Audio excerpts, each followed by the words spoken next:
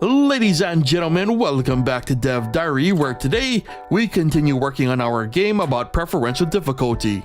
Now, last time we spent the session expanding the menu system to allow for more options, and those new options were even more ways for the player to alter the game's difficulty, and sometimes not always for the better. Generally speaking, it helped flesh out the foundation of our code, allowing the player to finally square up to the big head cheese. So today's additions aim to add single-use options to our selection, most of them inspired by salty things I've heard people yell at video games. This first one included, which I wouldn't dare repeat for various reasons, but basically choosing this option would force the enemy to take damage anytime the player resurrects. The damage received would be equal to the enemy's current damage output.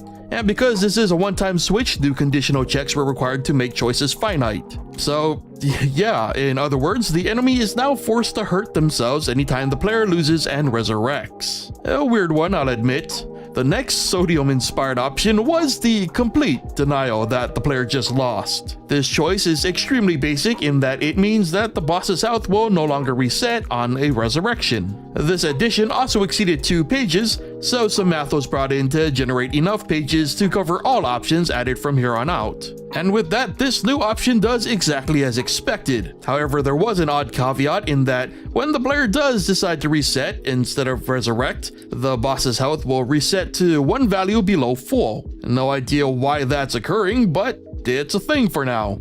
And this third option's arguably my favorite: guilt. Indeed, how dare the boss attempt to challenge the player? Now, this option is not a toggle, so investing means increasing the chance that the boss is too distracted by their guilt to attack, leaving them open for the player to get a free shot or two in.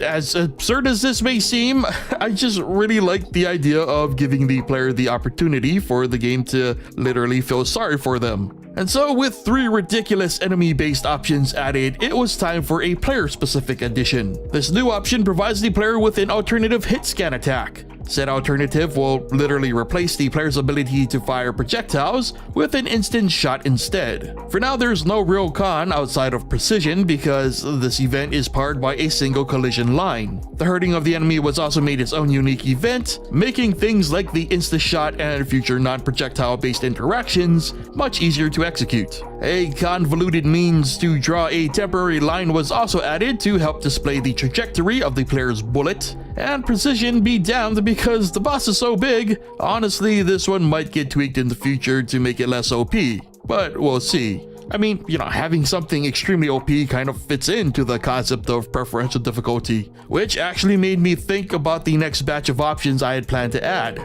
I mean, at this point, would it still be within reason to provide different weapon options alongside the player and enemy alterations? This was something to think about, which was nice because it was also the end of the session. Sadly, a lot less was done this time around, mostly due to not working on this project for almost a month. It took a while to get reacquainted with the code. Still, while most of the additions this episode were absurd, that's kind of the point. Add a full spectrum of choices from those that make sense to those that possibly trivialize the experience in different ways, some of which not everyone will agree on. I mean, there will definitely reach a point where the list feels finalized, but until then, however, let's keep having fun with it, which will happen in a future episode. For now, this brings us to the end of today's Dev Diary. So if you enjoyed today's entry, consider leaving a like. Be sure to also subscribe and hit that bell if you haven't already, and let me know where you stand on the different types of options. Have they crossed any lines for you yet? Leave your thoughts and opinions in the comments.